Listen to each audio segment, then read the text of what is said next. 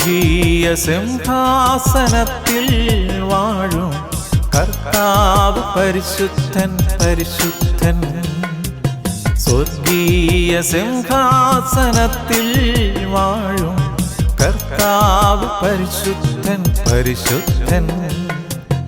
അത്യുന്നതനാം സ്വർഗീയ രാജൻ പരിശുദ്ധൻ പരിശുദ്ധൻ പരിശുദ്ധൻ. അത്യുന്നതനാം സ്വർഗീയ രാജൻ പരിശുദ്ധൻ പരിശുദ്ധൻ പരിശുദ്ധൻ.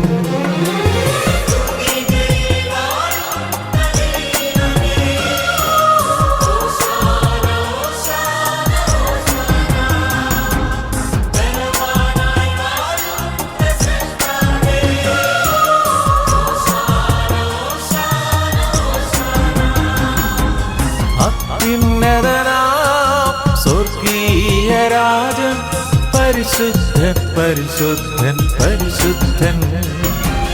അത്യുന്നതനാം സ്വർഗീയ രാജൻ പരിശുദ്ധൻ പരിശുദ്ധൻ പരിശുദ്ധൻ.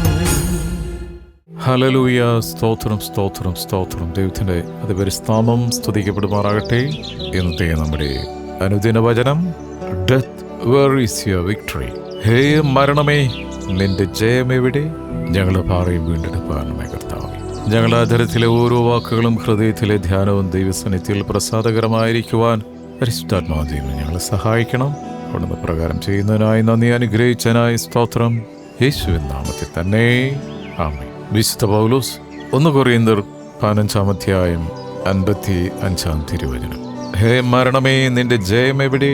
ഹേ മരണമേ, നിന്റെ വിഷമുള്ളെവിടെ? Death, where is your victory you thought you had? Death, where is your sting?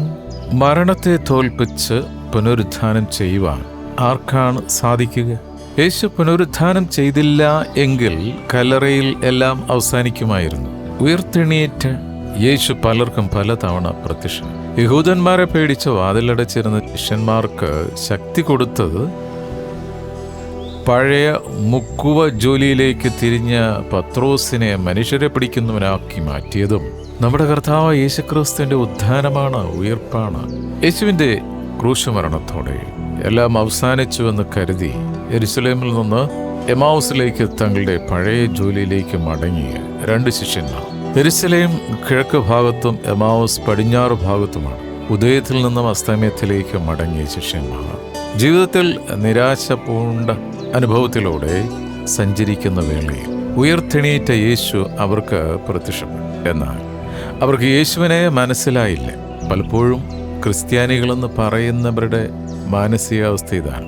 ഒരു 85% ആൾക്കാർക്കും ഇതുവരെ ക്രിസ്തു ആരാണെന്ന് വെളിപ്പെട്ടിട്ടില്ല. ആ മൂടുപടം മാറി കിട്ടിയിട്ടില്ല. മൂടുപടം മാറണമെങ്കിൽ വേറെ എങ്ങും നോക്കിയിട്ട് കാര്യമില്ല. മൂടുപടം മാറ്റിത്തരുന്നത് കർത്താവ് പറഞ്ഞ വചനമാണ്. പരിശുദ്ധാത്മാവ് ദൈവം എഴുതി തന്ന നിത്യമായ സ്വർഗത്തിലും സ്ഥിരമായിരിക്കുന്ന മാറ്റമില്ലാത്ത ദൈവത്തിന്റെ വചനമാണ്. വചനത്തിലേക്ക് തിരിയുമ്പോഴാണ് മൂടുപടം മാറുന്നത്. അപ്പോൾ എമാവുസിലേക്ക് കടന്നുപോയ ശിഷ്യന്മാരുടെ ആ ഒരു അവസ്ഥ അതായിരുന്നു. അവർക്ക് മനസ്സിലായില്ല ആരാണ് അവരോട് കൂടെ നടന്ന് സംസാരിക്കുന്നത്. ജീവിതത്തിൽ നിരാശ കൊണ്ട അനുഭവത്തിലൂടെ സഞ്ചരിച്ച വേളയിൽ ഉയർത്തെണീറ്റ യേശു അവർക്ക് പ്രത്യക്ഷപ്പെട്ടു. ഇന്നും കർത്താവ് നമ്മുടെ കൂടെയുണ്ട്. ലോകാന്ത്യത്തോളം ഞാൻ നിന്റെ കൂടെ ഉണ്ടായിരിക്കുമെന്നാണ്. കർത്താവ് കൂടെ സഞ്ചരിക്കുന്നു എന്നുള്ളത് ആ നിത്യമായ ആ സ്വർഗീയ സാന്നിധ്യം അനുഭവിക്കാൻ സാധിക്കാത്തതിൻ്റെ കാരണം കണ്ണ് കുരുടായിരിക്കുന്നതുകൊണ്ടാണ്. എന്നാൽ അവർക്ക് യേശുവിനെ മനസ്സിലായില്ല. കർത്താവ് കൂടെ സഞ്ചരിച്ചിട്ടും മനസ്സിലായില്ല. ഒടുവിൽ കർത്താവ് എന്താ ചെയ്ത്? അപ്പമെടുത്ത് അനുഗ്രഹിച്ച് നുറുക്കി അവർക്ക് കൊടുത്തപ്പോൾ അവരുടെ കണ്ണു തുറന്നു. അപ്പമെടുത്ത് കർത്താവ് വീണ്ടും അവിടെ ഒരു ബലിയർപ്പണത്തിലേക്കല്ല പോയത്. എന്താണോ മർക്കോസിന്റെ മാളിക മുകളിൽ കർത്താവ് ചെയ്തത് അത് തന്നെയാണ്. അപ്പമെടുത്ത് നുറുക്കിയപ്പോഴാണ് അവരുടെ കണ്ണു തുറന്നു. ഹൃദയത്തിൽ പരിശുദ്ധാത്മാവിന്റെ തീ കത്തിയത് അപ്പം നുറുക്കു വേളയിലാണ്. യേശുവിന്റെ പുനരുത്ഥാനം അവരെ തിരികെ യെരുശലേമിലേക്ക് എത്തിച്ചു. Praise the Lord. കർത്താവ് കാണിച്ചെന്നൊരു മാതൃകയുണ്ട്. അപ്പം നുറുക്കു ശുശ്രൂഷ ബലിയർപ്പണമല്ല. ബലിയർപ്പണം കർത്താവിന്റെ കുരിശിലെ യാഗത്തോടുകൂടി ബലിയർപ്പണം നിന്നു. അപ്പോസ്തലിക പാരമ്പര്യമനുസരിച്ച് അപ്പം നുറുക്കു ശുശ്രൂഷയാണ്.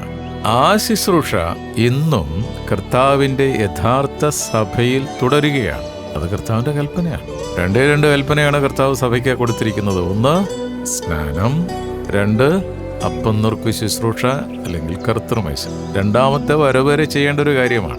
അത് വിശുദ്ധിയോടെ വേണം ആ ശുശ്രൂഷയിൽ കൈനീട്ടാൻ. നാം നമ്മുടെ അനുദിന ജീവിതയാത്രകളിൽ യേശുവിനെ കൂടെ കൂട്ടാറുണ്ടോ? നമ്മുടെ ഇരുളടഞ്ഞ വഴിയിൽ യേശുവിൻ്റെ വചനം വിളക്കും വെളിച്ചവും ആകാറുണ്ടോ? സങ്കീർത്തനക്കാരനായ ദാവീദ്, പാട്ടുകാരനായ ദാവീദ് പാടിയത് ഇങ്ങനെയാണ്. 119 സങ്കീർത്തനം അതിൻ്റെ 105 തിരുവചനം. വളരെ സുപരിചിതമായ പരിചിതമായ ഒരു തിരുവചന ഭാഗമാണ്. നിന്റെ വചനം എൻ്റെ കാലിന് ദീപവും എൻ്റെ പാതയ്ക്ക് പ്രകാശവുമാകും. കണ്ണിൻ്റെ ആ അന്ധത മാറണമെങ്കിൽ വചനമാകുന്ന ടോർച്ച് അടിച്ചു നോക്കണം. നിന്റെ വചനം എൻ്റെ കാലിന് ദീപവും എൻ്റെ പാതയ്ക്ക് പ്രകാശവുമാണ്. It's a torch. Word of God is a torch. ആ ടോർച്ച് എങ്ങനെ ഉപയോഗിക്കണമെന്ന് പലർക്കും അറിയത്തില്ല. ഉപയോഗിക്കാൻ അറിയാത്തതിൻ്റെ കാരണം അത് പഠിപ്പിക്കേണ്ട രീതിയിൽ പഠിപ്പിക്കാത്തത് കൊണ്ടാണ്. ഈ വചനമാകുന്ന ടോർച്ചിന് പകരം വേറെ എന്ത് കൈ പിടിച്ചാലും ശരി, പിശാച് പോകില്ല മകനെ മകളെ. ഒരിക്കൽ ഞാൻ കേട്ടു, ഒരു പുരോഹിതൻ കൊന്ത ഇങ്ങനെ എടുത്ത് കാണിച്ചിട്ട് പറഞ്ഞു, ഇതാണ് മക്കളെ ദൈവം നമുക്കായി തന്നിരിക്കുന്ന ആയുധം. ഈ ആയുധം കയ്യിലെടുത്താൽ പിശാച് വരില്ല എന്ന്. അത് തന്നെ പിശാചിൻ്റെ ഏറ്റവും വലിയ കുടില തന്ത്രമാണ്. കർത്താവ് ഒരിക്കലും പറഞ്ഞിട്ടില്ല കൊന്തെടുത്ത് കാണിച്ചാൽ പിശാച് പോകുന്നു. യേശുവിൻ്റെ അമ്മയും പറഞ്ഞിട്ടില്ല കൊന്തെടുത്ത് കാണിച്ചാൽ പിശാച് പോകുന്നു. പിന്നെ പിശാച് ഓടണമെങ്കിൽ അവന് ഭയമുള്ള ഒരേ ഒരു ആയുധം മാത്രമേ ഈ ഭൂമിയിലുള്ള ദൈവത്തിൻ്റെ വചനമാകുന്നു, വാൾ. അതാണ് എഫെസ്യ ലേഖനം 6-ാം അധ്യായത്തിൽ പരിശുദ്ധാത്മാവ് നമ്മളെ പഠിപ്പിക്കുന്നത്. നിന്റെ വചനം എൻ്റെ കാലിന് ദീപവും എൻ്റെ പാതയ്ക്ക് പ്രകാശവുമാകുന്നു. എന്നും സമാധാനം ഇച്ഛിക്കുകയും സമാധാനം തേടി പോകുന്നവനുമാണ് മനുഷ്യൻ. ഈ സമാധാനമാണ് യേശു നമുക്ക് തരുന്നത്. നിങ്ങൾക്ക് സമാധാനം എന്ന് പറഞ്ഞാണ് യേശു പലർക്കും പ്രത്യക്ഷപ്പെട്ടത്. യേശു തരുന്ന സമാധാനം ശാശ്വതമായ സമാധാനം, താൽക്കാലിക സമാധാനം.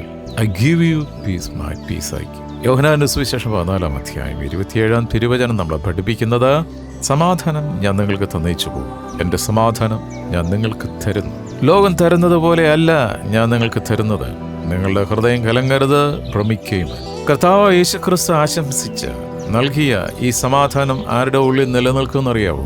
ഈ സമാധാന പ്രഭു ജനിച്ചപ്പോൾ മാലാഖമാർ പാടിയതെന്താ? അത്യുന്നതങ്ങളിൽ ദൈവത്തിനും ഭൂമിയിൽ സന്മനസ്സുള്ളവർക്ക് സമാധാനം എന്നല്ല, ദൈവപ്രസാദമുള്ളവർക്ക് സമാധാനം. ഇന്ന് കുടുംബത്തിൽ സമാധാനമില്ലേ? ദൈവപ്രസാദം കുടുംബത്തിലില്ല. ഇന്ന് കൂടി വരുന്ന കൂട്ടായ്മയിൽ സമാധാനമില്ലേ? അടിയും ബഹളം അടിച്ച് പിറിഞ്ചി ഇരിക്കുന്ന അവസ്ഥയാണോ?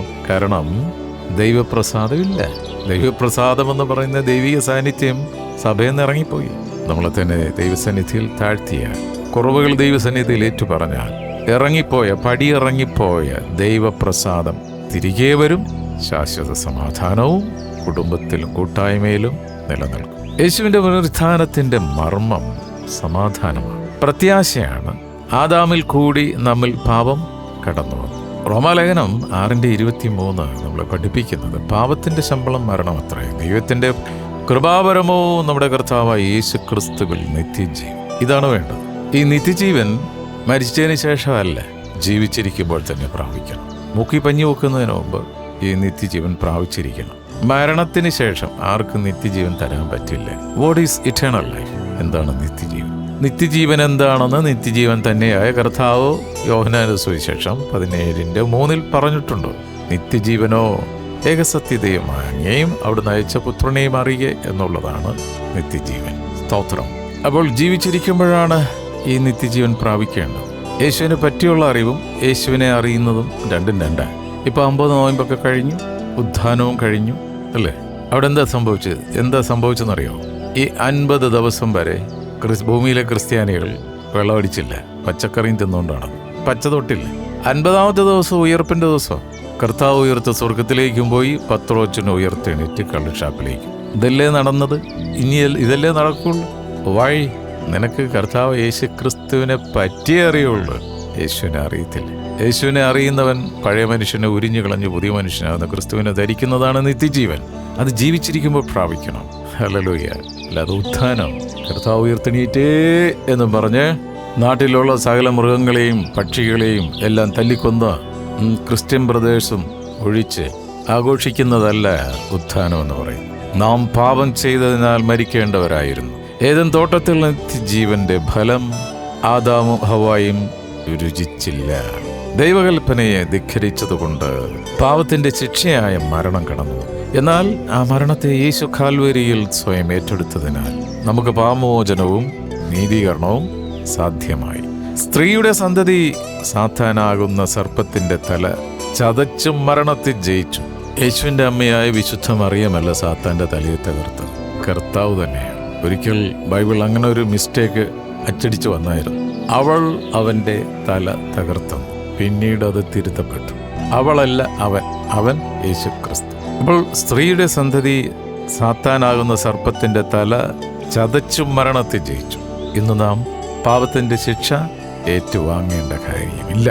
കാൽവരിയിൽ യാഗമായ യേശു ആ ശിക്ഷ സകല മനുഷ്യർക്കും വേണ്ടി ഏറ്റുവാങ്ങി നമ്മെ മരണത്തിൽ നിന്ന് രക്ഷിച്ചു. ഇനി നമ്മൾ പ്രത്യേകിച്ച് പ്രായശ്ചിത്തമൊന്നും ചെയ്യേണ്ട കാര്യമില്ല. എക്സ്ട്രാ ക്ലാസ് കയറി ഇന്ന് അറ്റൻഡ് ചെയ്യേണ്ട കാര്യമില്ല. It's finished. കർത്താവ് തന്നെ കാൽവരിയിൽ ക്രൂശിൽ സമർപ്പിച്ചപ്പോൾ അവസാനമായിട്ട് പറഞ്ഞത് എല്ലാം പൂർത്തിയായി. അതുകൊണ്ട് ഇനി പ്രത്യേകിച്ച് ഏതെങ്കിലും ഒരു തീർത്ഥാടന കേന്ദ്രത്തിൽ ഓടിപ്പോയി അവിടെ എഴുതി വച്ചിരിക്കുന്നത് പറഞ്ഞിട്ടുള്ള കാര്യങ്ങൾ ചെയ്തിട്ട് കാര്യമില്ല. സ്തോത്രം. കർത്താവിൻ്റെ രക്ഷാകര പദ്ധതിയുടെ ഒരു പൂർത്തീകരണത്തിനായിട്ട് മനുഷ്യൻ കണ്ടുപിടിച്ച് വെച്ചിരിക്കുന്ന ജാതീയ പ്രാർത്ഥനകളും ആരാധനകളും കർമ്മങ്ങളും ഒക്കെ ചെയ്തിട്ട് ഒരു രക്ഷയുമില്ല. അതൊന്നും നിന്റെ ആത്മാവിനെ വിടുവിക്കല്ലേ. സ്തോത്രം. കാൽവരിയിൽ യാഗമായ യേശു ആ ശിക്ഷ സകല മനുഷ്യർക്കും വേണ്ടി ഏറ്റുവാങ്ങി നമ്മെ മരണത്തിൽ നിന്ന് രക്ഷിച്ചു. രക്ഷ യേശു ക്രിസ്തുവിന് മാത്രമേ സാധ്യമാകുകയുള്ളൂ. അങ്ങനെയെങ്കിൽ ആ രക്ഷകൻ നമുക്കായി തന്ന രക്ഷ അത് ഏറ്റുപറയണം. രക്ഷ വ്യക്തിപരമാണ്. ആദാം ഏദൻ തോട്ടത്തിൽ രുചി നോക്കാത്ത ഫലം രുചിച്ചു നോക്കുവാൻ യേശു കൃപ ചെയ്തു. ഇനി മരണമില്ല. അത് വ്യക്തമാണ്. മാർത്തായുടെ കർത്താവ് പറഞ്ഞു, ജീവിച്ചിരുന്ന് എന്നിൽ വിശ്വസിക്കുന്നവൻ മരണത്തെ കാണത്തില്ലെന്നാ പറഞ്ഞു. അപ്പോൾ ജീവിച്ചിരുന്ന് എന്നിൽ വിശ്വസിക്കുക എന്ന് പറയുന്ന കർത്താവിൻ്റെ വചനം അനുസരിക്കുക എന്നുള്ളൂ. ലോകത്തിൽ സകല കല്ലറകളും അടഞ്ഞു കിടക്കുമ്പോൾ യേശുവിൻ്റെ കല്ലറ മാത്രം ഇന്ന് തുറന്നു കിടക്കുന്നു. അവിടെ എഴുതപ്പെട്ടിരിക്കുന്നു, അവനിവിടെ ഇല്ല, താൻ പറഞ്ഞതുപോലെ ഉയർത്തെണീറ്റു. ഇനി മരണം ഉണ്ടാകില്ല. നിത്യജീവനായി കാൽവരിയിൽ നാട്ടപ്പെട്ടിരിക്കുന്ന നിത്യജീവന്റെ വൃക്ഷത്തിലേക്ക് നമുക്ക് നോക്കാം. നിത്യജീവനാവകാശികളാകാൻ വിശുദ്ധിയോടെ പ്രത്യാശയോടെ ജീവിക്കാം. കാരണം യേശു മരണത്തെ തോൽപ്പിച്ചു ജയം തന്നവൻ തന്നെ. 1 കൊരിന്ത്യർ 15-ാം അധ്യായം അതിൻ്റെ 55 മുതൽ 57 തിരുവചനങ്ങൾ ഇതിനോട് കണക്ട് ചെയ്ത് വായിക്കണം. ഞാൻ തന്നെ കുറിവാക്യമായിട്ട് എടുത്തിരിക്കുന്ന വാക്യം ഒന്നുകൂടെ വായിച്ച് പ്രാർത്ഥിക്കാം. ഹേ മരണമേ, നിന്റെ ജയം എവിടെ? ഹേ മരണമേ, നിന്റെ വിഷമുള്ള എവിടെ? മരണത്തിൻ്റെ വിഷമുള്ള പാപം, പാപത്തിൻ്റെ ശക്തിയോ ന്യായപ്രമാണം. നമ്മുടെ കർത്താവായ യേശു ക്രിസ്തു മുഖാന്തരം നമുക്ക് ജയം നൽകുന്ന ദൈവത്തിന് സ്തോത്രം, സ്തോത്രം, സ്തോത്രം. ആമേൻ. പ്രാർത്ഥിക്കും. പരിശുദ്ധമായ ഞങ്ങളുടെ സ്വർഗീയ പിതാവേ, ഞങ്ങളെ ആയുസിൻ്റെ ഒരു പുതിയ ദിനം കൂടെ കാണുവാൻ ഞങ്ങളെ സഹായിച്ചതിനായി സ്തോത്രം. കഴിഞ്ഞ രാത്രിയിൽ ഉറക്കത്തിൽ ഉറങ്ങാതെ മയങ്ങാതെ ഞങ്ങളെ കാത്തുപരിപാലിച്ച് അവിടുത്തെ പ്രാകാരങ്ങളെ വീണ്ടും ഞങ്ങളെ കൂട്ടിവരുത്തിയതിനായി സ്തോത്രം. ഇന്ന് തിരുവചനം ശ്രവിച്ച ഓരോ വിശുദ്ധ മക്കളെയും തിരുക്കരങ്ങൾ സമർപ്പിച്ച് പ്രാർത്ഥിക്കുന്നു. അവിടുന്ന് ഞങ്ങൾക്ക് തന്നിരിക്കുന്ന നിത്യമായ വിടുതലിനായി സ്തോത്രം. നാശകരമായ കുഴിയിൽ ഞങ്ങളെ വിടുവിച്ച് നിത്യമരണത്തിൽ നിന്നും നിത്യരക്ഷയിലേക്ക് ഞങ്ങളെ സ്വതന്ത്രരാക്കിയതിനായി സ്തോത്രം. ഞങ്ങൾ അന്യോന്യം പ്രാർത്ഥിക്കുന്നു. വിശുദ്ധർക്ക് വേണ്ടി പ്രാർത്ഥിക്കണമെന്നുള്ള അവിടുത്തെ വചനപ്രകാരം ഞങ്ങൾ പ്രാർത്ഥിക്കുന്നു. അവിടുന്ന് സൗഖ്യദായകനാണല്ലോ. അവിടുത്തെ അടിപ്പിണരുകളാൽ പൂർണ്ണ സൗഖ്യം വന്നുമിരിക്കുന്നതിനായി സ്തോത്രം. വാർദ്ധക്യത്തിലായി പ്രിയ മാതാപിതാക്കളെ ഓർത്ത് പ്രാർത്ഥിക്കുന്നു. അവിടുത്തെ ഉത്ഥാനത്തിൻ്റെ ശക്തി എൻ്റെ മക്കളുടെ മേൽ പകർന്നതിനായി സ്തോത്രം. ഹല്ലേലൂയ. സന്തോഷത്തോടെ അവരുടെ ഓട്ടം പൂർത്തീകരിക്കുവാൻ അവരെ സഹായിക്കണം. ദൂരസഞ്ചാരത്തുമായി പഠനത്തിനായി ജോലിക്കായി പോയിട്ടുള്ള ഞങ്ങളുടെ പ്രിയ സഹോദരങ്ങളെ, ബന്ധുമിത്രാദികളെ, കൂട്ടുവിശ്വാസികളെ എല്ലാം തിരിച്ചറിയി ഈ സമയത്തോർത്ത് പ്രാർത്ഥിക്കും. ഹല്ലേലൂയ. കർത്താവേ, വർദ്ധിച്ചു വരുന്ന എല്ലാവിധ ചതികളിൽ നിന്ന് മക്കളെ പഠിപ്പിക്കണം. ലോക സമാധാനത്തിൻ്റെ പ്രാർത്ഥിക്കുന്നു. യുദ്ധം നടക്കുന്ന രാഷ്ട്രങ്ങളെ ഓർത്ത് പ്രാർത്ഥിക്കും. സമാധാനം പ്രഭുവേ, അവിടുത്തെ സമാധാനം ഓരോ രാജ്യങ്ങളും ഉണ്ടാകട്ടെ എന്ന് പ്രാർത്ഥിക്കും. അവിടുത്തെ രണ്ടാമത്തെ വരവിൻ്റെ എല്ലാ അടയാളങ്ങളും പൂർത്തീകരിച്ചുകൊണ്ടിരിക്കുന്ന ഈ കാലഘട്ടത്തിൽ ദൈവമേ, ബൈബിളിൻ്റെ സത്യം മനസ്സിലാക്കി, അവിടുത്തെ തിരുവചനത്തിൻ്റെ സത്യം മനസ്സിലാക്കി ഉദ്യമങ്കിലേക്ക് നോക്കി ജീവിക്കുവാൻ ഓരോ മക്കളെയും സഹായിക്കും. ഇന്നത്തെ ദിനത്തിനായി നന്ദി പറയുന്ന ഞങ്ങളെ എല്ലാ ശുശ്രൂഷകളെയും അവിടുന്ന് അനുഗ്രഹിച്ചിരിക്കുക. സ്തോത്രം. അകത്ത് വരുമ്പോഴും പുറത്തു പോകുമ്പോഴും മേഘസ്തംഭമായി അഗ്നിത്തൂണായി തിരുസാന്നിധ്യം കൂടെ വരുന്നതിനായി നന്ദി പറയും. പ്രാർത്ഥനയും യാചനയും കേട്ടിരിക്കുക. സ്തോത്രം പറയും നാമത്തിൽ തന്നെ. ആമേൻ, ആമേൻ, ആമേൻ.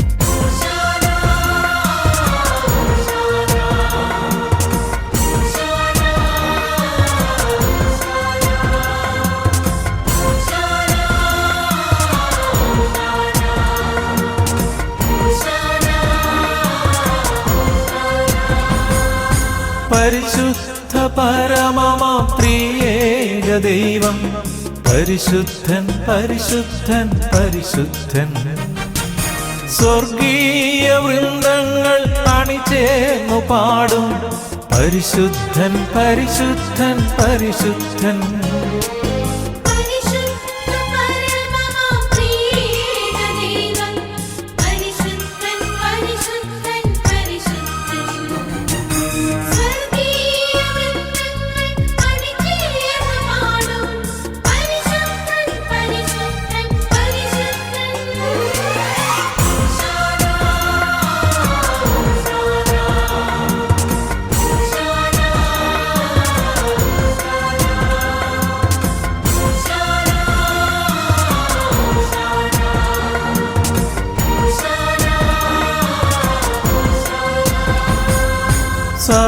സർവചരാചര സൃഷ്ടാവാം ദൈവം പരിശുദ്ധൻ പരിശുദ്ധൻ പരിശുദ്ധൻ. സർവം ഭരിക്കും കർത്താവാം ദൈവം പരിശുദ്ധൻ പരിശുദ്ധൻ പരിശുദ്ധൻ.